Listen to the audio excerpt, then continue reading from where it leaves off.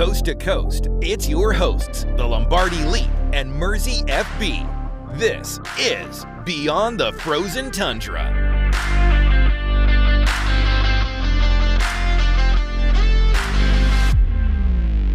Hello, everybody. Welcome back to the show. I hope you enjoyed our mock draft episode where we did our, I think that was like 3.0 here.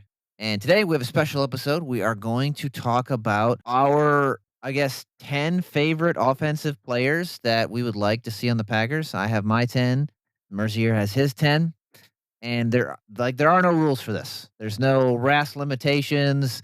There's nothing, no metrics that we're looking at, nothing like that. We basically said, let's draft all the Georgia players. I stopped myself from doing that. Like, I could have comprised this list of entirely Georgia Bulldogs, but I didn't. I had restraint. It was hard because, we were talking about this before we were recording, and then you, mentioned a couple, and I'm like, oh, I could have put them on the list. Oh, I could have put them on the list, too, because I really like them. But we did practice some self-control. We only have, I between my two lists, I have about 5, I think, or 3. I have 5 between my two lists. That's not too bad. But let's get into it. I'll let you go first since I went first last episode. Okay. Here. Number 10. So just my 10 guys on offense. There's an order to these. These are just my 10 favorite players. I would feel bad ranking them. Cole Payton for as quarterbacks go. He's pretty fun. He's 6'3". He's a lefty, I'm pretty sure. Yeah, which is fun to watch. I believe that is correct. He's 6'3", 232. That's a pretty good throwing arm. I mean, the level of competition he played against North Dakota State isn't the highest, but I think he can still do pretty well. They moved up. They did move up. Not this year though. They moved up. They're moving up this year. He didn't play when they moved up. Yeah. True. So, but they earned respect. Pretty good rushing threat as well. 31 career rushing touchdowns, and he's very accurate on the deep ball, and I think he could develop pretty well to be a good backup quarterback, kind of in that Malik Willis vein. I was going to say it's left-handed Malik Willis. And he's projected to go 7th round UDFA, barring any shock. Yeah, that'd be nice. I don't really want to spend a draft pick on a quarterback, so if you can get him as a UDFA, I think that'd be awesome. Number 10 for me, and these are actually, honestly, they aren't really ranked in any particular order, now that I think about it. Well, the top 3 are, actually. I won't lie. I actually have, spoiler alert, I have 3 running backs on me. No, I have 4 running backs. I just realized that on my list. 4 running backs? Which is kind of crazy. Yeah, I actually have 4 running backs. Let me look at mine. I have 2. Yeah, 4. Yikes. That's wild. Yeah, I know, right? And we don't really need to draft a running back, but there are some running backs that I just like, and I really like Adam Randall out of Clemson. Oh yeah, you've talked to him. Talked to me about him before. Yeah, I really like him. He didn't do. He's a Packers running back, 100% a Packers running back. He's 6'3". He is 232 pounds. He is explosive. He has a little bit of top end speed. He ran a 4.5, not too bad. His 10-yard. 1.6, not the greatest, not the worst, kind of a thing. Pretty average right there. 32-inch arms. He is a converted wide receiver. So kind of if Deebo Samuel actually did play running back. Yeah. And got converted to running back earlier. And he's so fun to watch. He ground and pounds. He can do stuff in the receiving game. I think he would be a really, really good running back 3. And he's projected to go late. To round 7, round 6 kind of a thing. So I love his build. I love what he could bring to the team. And I know that the Packers have a knack for just finding these late round running backs that end up being really good. Or UDFAs, such as Chris Brooks and Emmanuel Wilson, for example. True. I definitely like what Randall gives you as a receiver out of the backfield. His size as well makes it so he's durable. Secondly, doesn't have a lot of wear on those tires, I believe. No. How many carries does he have over the past couple seasons? Because he had that hybrid use. It's not too bad actually. He had, oh my God, why can't I not find the stats? Okay, in 2024 he had 4 rushing attempts. In 2025 he made up for it with 168. But there you go. Got a lot of tread there. Yeah, a lot of tread. So, who's your next guy? My next guy. I've talked about him before, so I don't want to run over it again. Miles Kisselman. You'd probably go back to when we talked about tight ends or one of the other mock drafts. I've mentioned what I like about him, but kind of to go over it again, I think he's a good blocker. He's pretty ferocious. You can get away like a lot. You can get away a lot of like flat routes with him. Like he's pretty great in the flat. Secondly, he's tough to bring down. Does a lot like after the catch as well in terms of like he'll just keep running with a guy or two like trying to tackle him. I'm sorry, he's the tight end Yes, from he is. Tennessee, right? He's like 6'5", Yeah, he's 255. he's big. So That's crazy. That is a So big in dude. 2024, 17 of 22 catches went for a first down, and 15 of 26 went for a first down in 2025. Move yeah. the sticks. That's what matters, to be honest. Kind of like a quote unquote poor man's Tucker Kraft there. I forgot he played at Alabama. Yeah, he as transferred. well. That's crazy. I like that pick. Only a true, do like like a him, true yeah. senior though. So Is he? Because he played community college. those don't count for. I mean, age-wise though, isn't he technically? Oh, I think he's older? technically I thought he was, older. like 22. Okay, so Oops. that makes sense. Yeah. My number 9 is another running back, just a different style. Damon Claiborne. We've talked about him in the past. He is a running back out of Wake Forest. He's 5'10", only 188 pounds. I just like him again because unfortunately we're not sure if Marshawn Lloyd is a real person at this point or if he can even stay healthy. Like I know he's only 188 pounds, but man, he's just shifty. He's so twitched up. He's elusive. He can slash and dash. He can just dip through holes, turn nothing into something on explosive runs. Just absolutely like the lateral agility and his feet. Oh my goodness. It's like watching him ice skate on turf. Like that is really what it is. And he's still running and he's still willing to run in between the tackles too. Like he doesn't avoid it, but he is still, like I said, he's 188 pounds. I always said he reminded me of Tyler Goodson, who the Packers did bring in, but I think he has a lot more upside than Tyler Goodson in this regard. So that's kind of why I really would love to see him on the team. And then on top of that too, he has experience as a kick returner, you know? And we seem to be investing a little more in special teams with them signing Sky Moore. I wouldn't mind another guy just in case. Yeah. No, I totally agree with you there. The biggest thing though is like I want to change a pace back. We can't I rely on want somebody Marshawn with Lloyd some anymore. twitched I'm up sorry.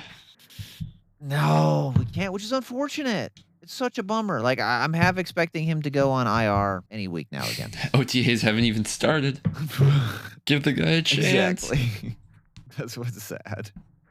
On to number 8 though. Who is number 8 for you? Katron Allen. Katron Allen. Is he on yours? Good. No, he's not. He's not one of those 4 running backs. Actually, He's not. Yeah, I like him. I like him a lot. I like him more than Nick Singleton. Yes, 100%. Couldn't agree more. He's 23. He's definitely more that workhorse back, so he's kind of like a Josh Jacobs like replacement. You give him that kind of tutelage. So guess what his nickname is at Penn State? Fat Man. No. Oh, I that's know. funny. He's only That's actually. let me double check it here. He is 5'11", 216. Ran a 4.55. Yeah, pretty good. pretty thick build. He has great like block vision. Like he can see where the hole is and where the play is developing. Not like super breakaway speed, but I think he'll get you Round and pound. this is gonna sound really mean, but he's gonna be a better version of AJ Dillon. Like you want 5 yards, he'll get you 5 yards. You want 7 yards, he'll get you 5 yards. He's a tough runner. He's a tough runner. He's a really tough runner. Really surprisingly quick laterally. He doesn't lose much momentum.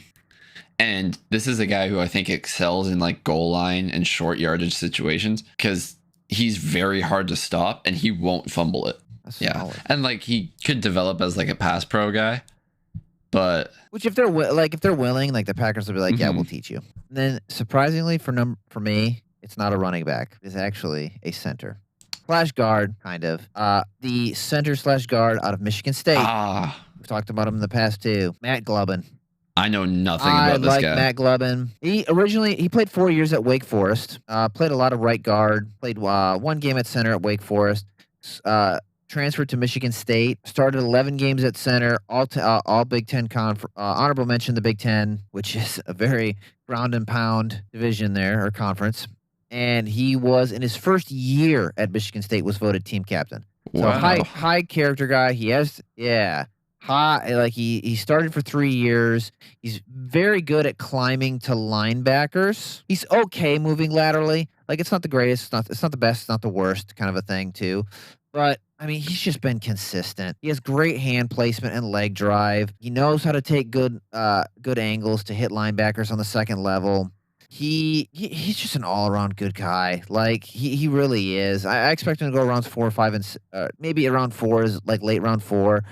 Definitely round 5 and 6. Has the arm length that the Packers like, above 31 inches. He's 6'4", 305, so he really isn't that kind of center mold. I think this is going to be like just a guy who is going to be a reliable center. I'd say I wouldn't say he's necessarily destined to be like top 10, but I think he's going to be an above average starting center all year that may earn like a Pro Bowl here or there, just kind of having a good year, which would be That nice would to be have an great to above have. average center.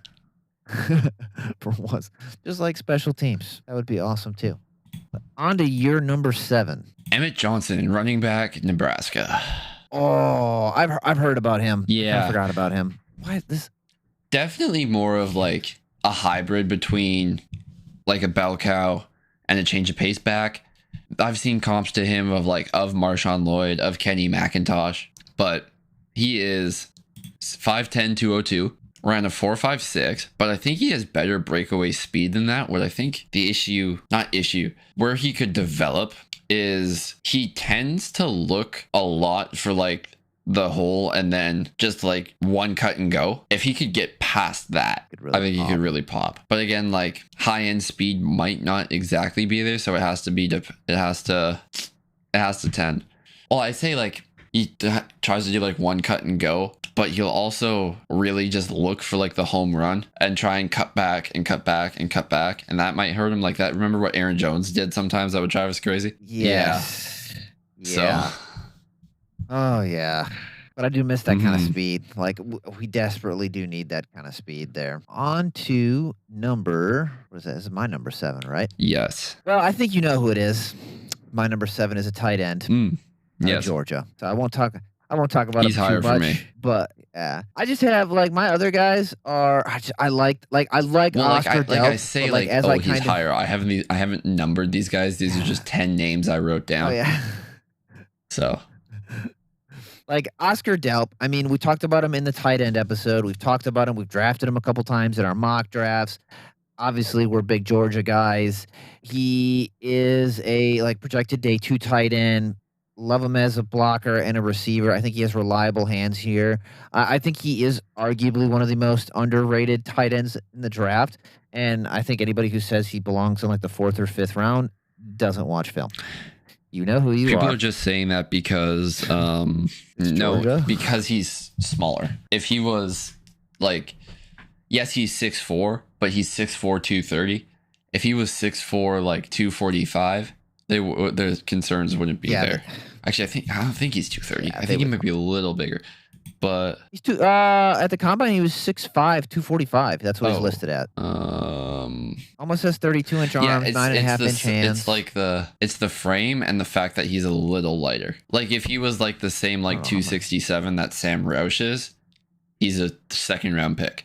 But alas, he's not. He should be.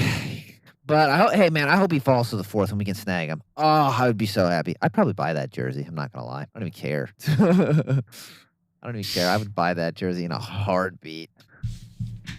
So that was my number 7, and I took Oscar from you too. So on to number 6. Number 6 for me, I believe, is Reggie Virgil. I'm just gonna double check my list again. Yeah, it is Reggie Virgil. I know myself so well. It's almost like I wrote the thing. That's a wide receiver. Wide receiver, Texas Tech. I know, right? That's right. Drafted him. I did draft him last episode.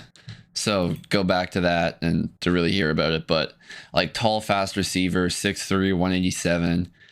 I think he's mostly a perimeter guy, but you can play him inside.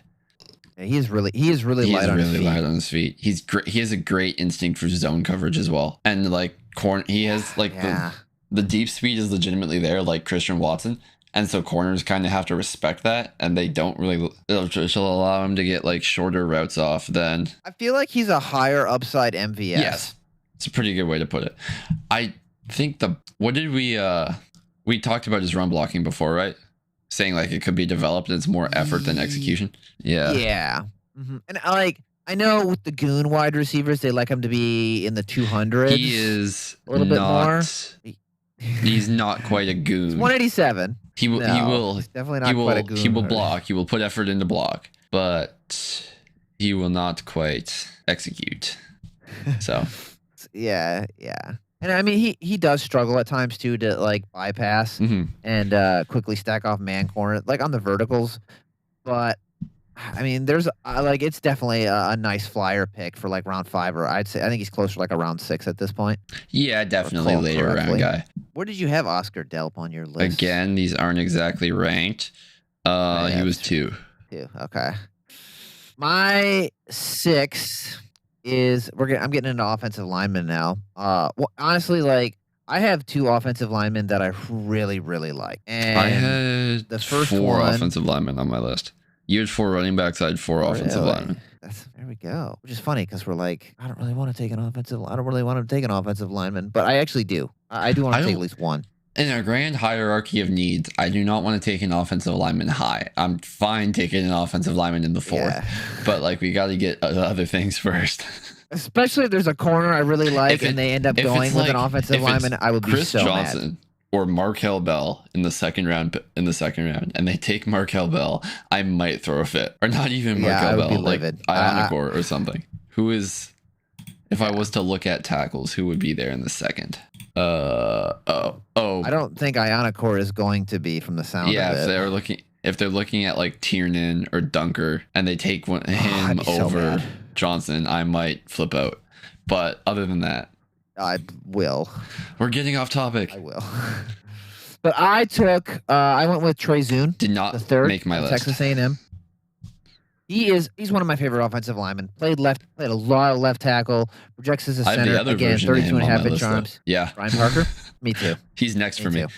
That's my other one. Oh, perfect. See, that works out perfectly. I have a running back next. So we each stole one of the others. It works. But yeah, I really like Trey Zune. I mean, he has the left tackle experience. Definitely looked better, fit better. Did some center drills at like a Senior Bowl, I believe.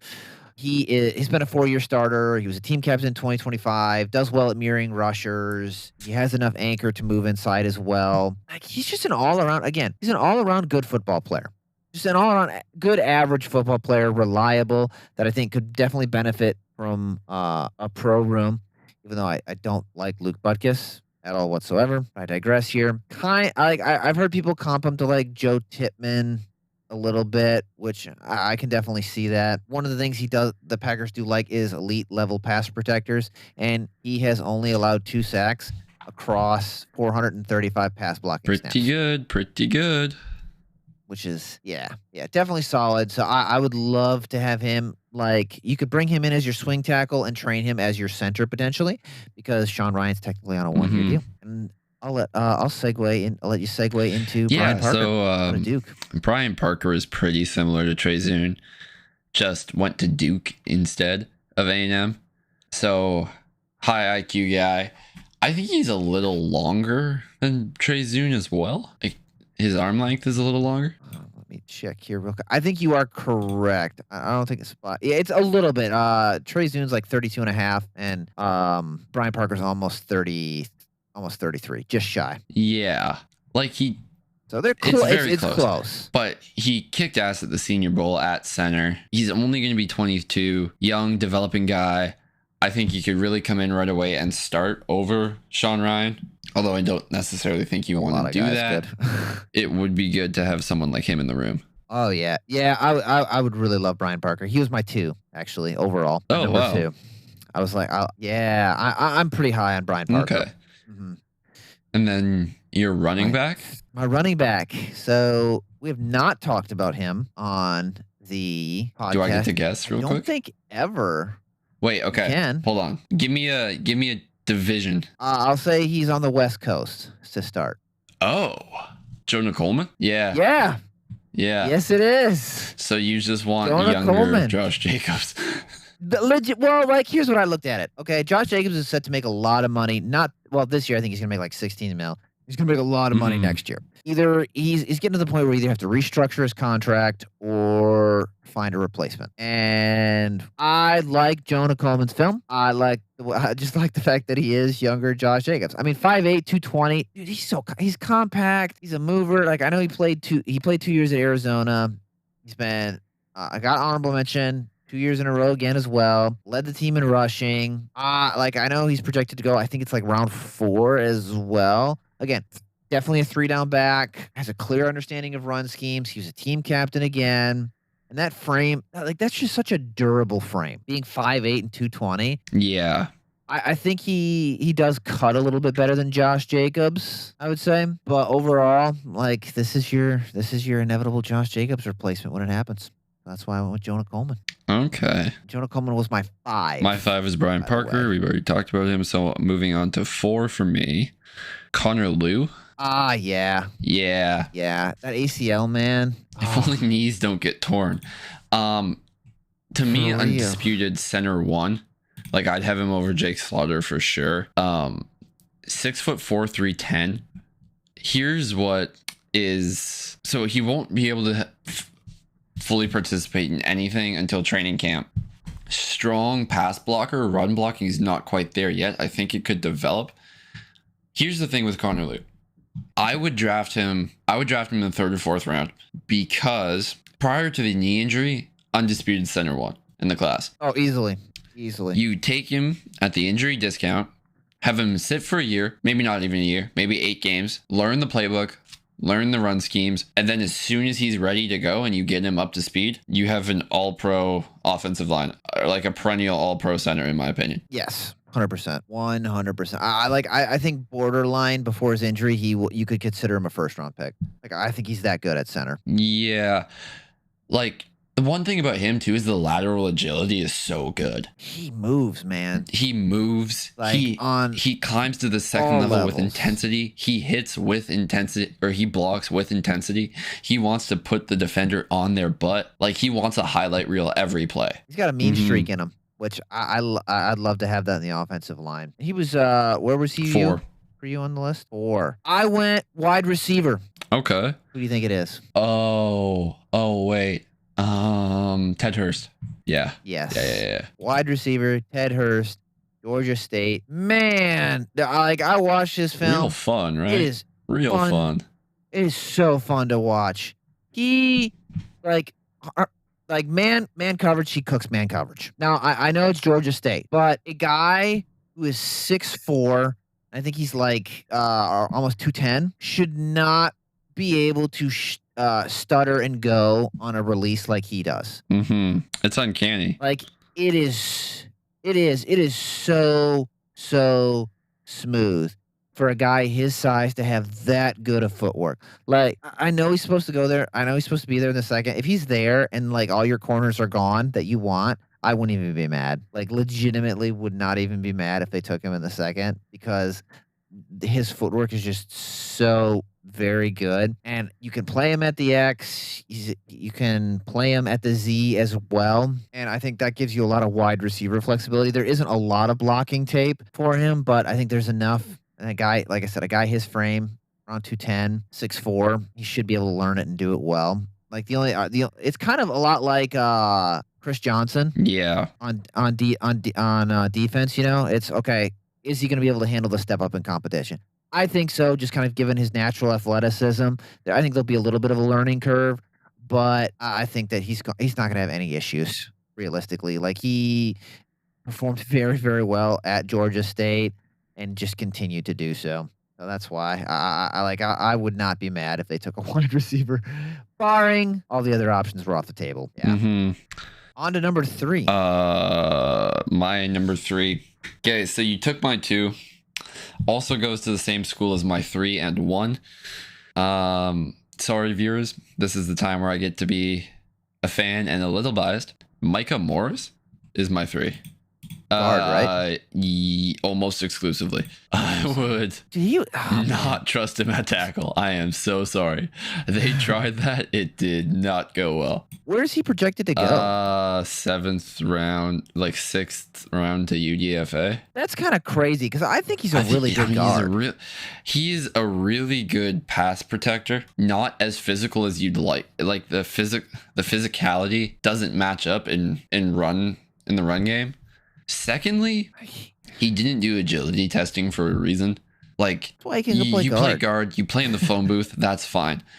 I think of him as kind of like a Wish.com version of Tyler Booker. Oh, that's a good. Yeah, I like that. Yeah, that's funny. But like, when he gets his hands on you, man, he gets his hands on you. Like Mahler in the phone booth. That's 6'5", 330. I'd hope so. Stop it. Like the punches that he's able to land, not like physical, like throwing punches to get you ejected, but like punching into like their chest, and defender's chest, and stopping them stops their momentum dead on their tracks.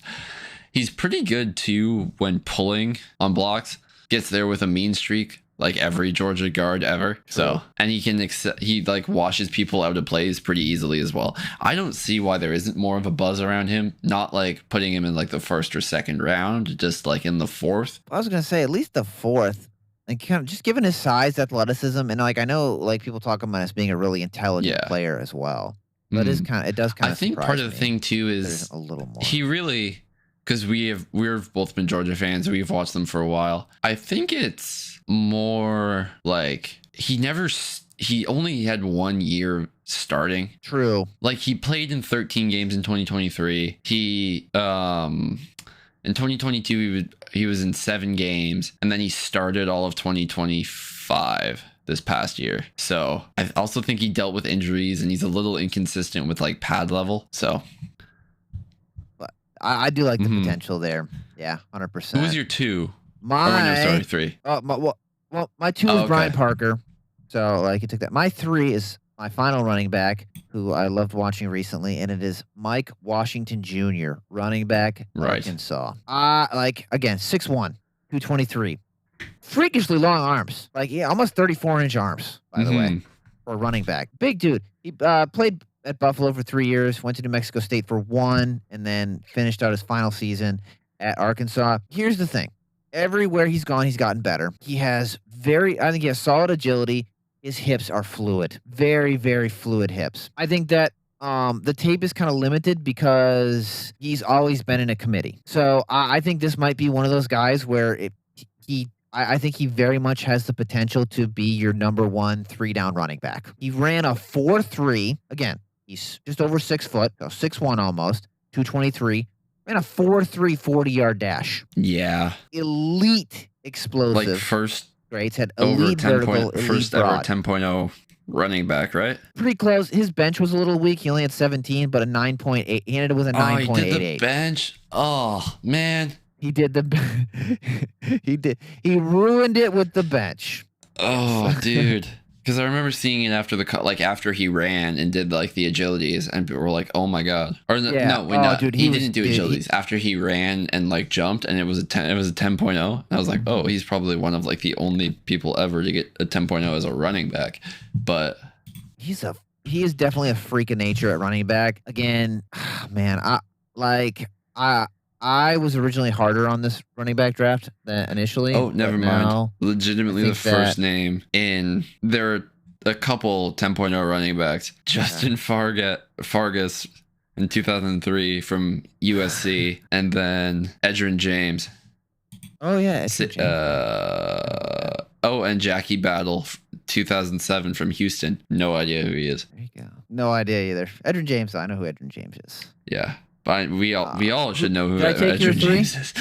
Yeah, no Saquon's the next closest at 9.97. Oh, okay. And you wait, you gave me your did I take your 3 or what's your 3? Oh yeah, that's right. Well, you took mine too. So we're even. So we're at 1. We're both at 1, right? We're at 1. Ooh. Oh. All right, I'm gonna try to guess yours. What's your position? Yep. Real feeling? Got it, dude. Oh, yeah. Like, I will preface, will not be available by 52. Unless he comes out with something like the Laramie Tunsil, like, bong mask photo, will not be available at 22. True. Or 52.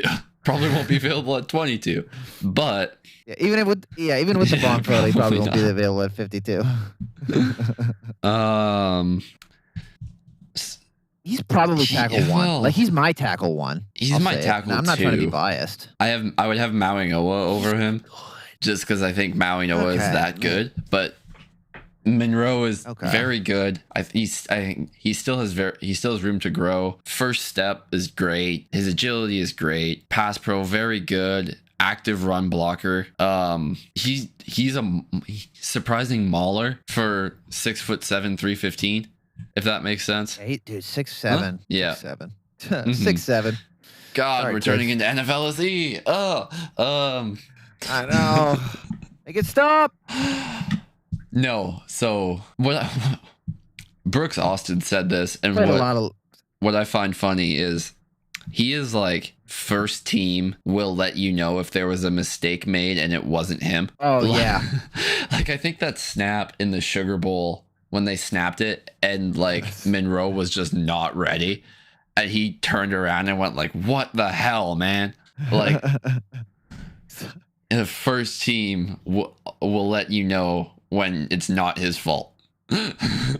like, come on, people, do Yeah. better. Yeah, dude, I love Monroe Feeling. Again, like, do I think we need to tackle that early? No. If he's there, run it up. I don't give a rip. Take him. Sorry, Jordan Morgan. I'd trade you. No, I'll trade Jordan it's Morgan not away. even I that. don't care. It's like you can keep playing Jordan Morgan like across the line, and he's True. just like, this is the left tackle for like, I don't know, the next 7 years probably.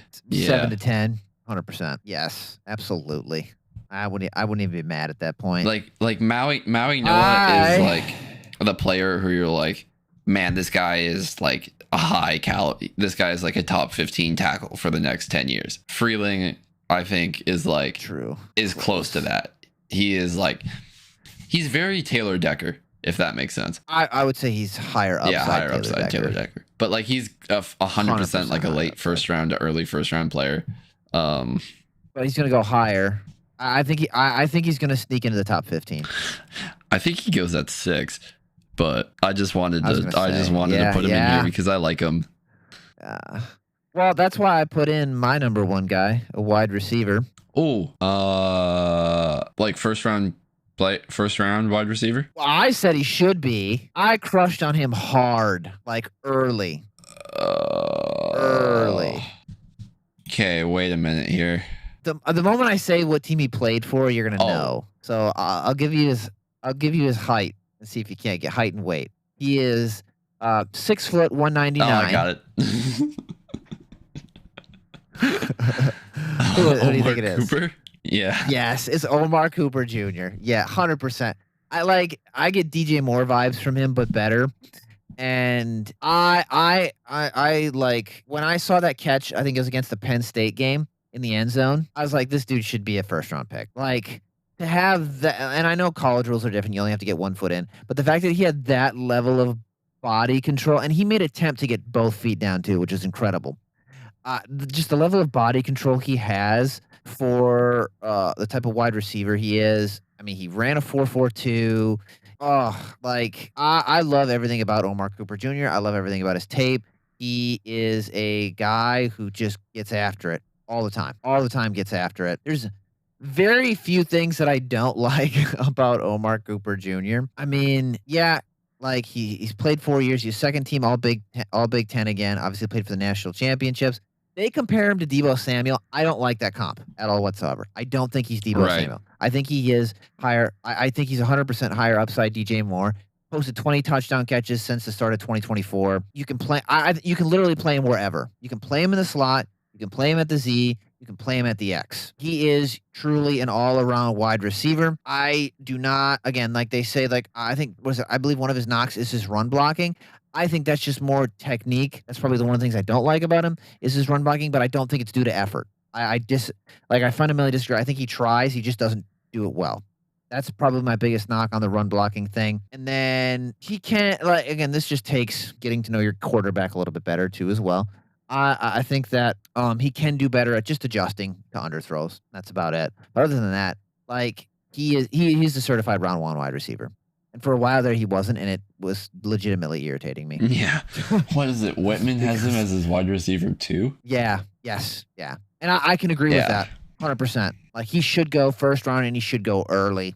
And I would hate it if like a team like the Eagles got him or something like that. I'd be like, no, please. Okay. Hypothetical scenario to end off the episode here for you. Let's say we had pick 20. We didn't draft Matthew Golden last year. Wide receiver is a need. Tyson, I'd take Tate, Omar. and or Tyson, Boston, and Cooper are on the board. You would take Omar? I'm taking Cooper. I would take Omar Cooper. Yeah. Because Dubs is gone, and he can slide into that Z roll. He can slide into that Z roll with Dubs gone immediately. Would you take And you can Tate mess around. or would you take Cooper over Tate? I would take Cooper over Tate. Dude, that Penn State game made me fall in love, man. That catch, I was like, oh, it's beautiful. Like, it's such a highlight reel catch. And I was like, yep, I would draft him in a heartbeat. I just love the effort to win the game, and he did that. That's the kind of guy I want on my team. So yeah, I would take Cooper. 100%. And as we slide into the next episode, we will go over our defense, our top 10 players on defense, which, we've been doing a lot of research on that. That will be probably our Friday episode next week. And I'm thinking, it's like, dude, the draft's in 2 weeks now, huh? Yeah. Dude, it's almost time. Then we get to talk about the draft picks, and then there's less waiting and more. I would talk about the top 30 visits, but they're all pretty much UDFA guys. There are a couple notable exceptions.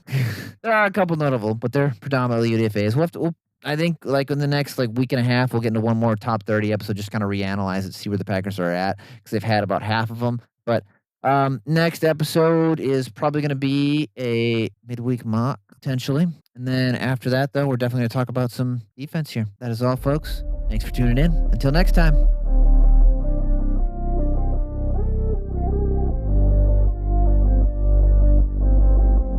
To Packers fans coast to coast, thanks for going beyond the frozen tundra.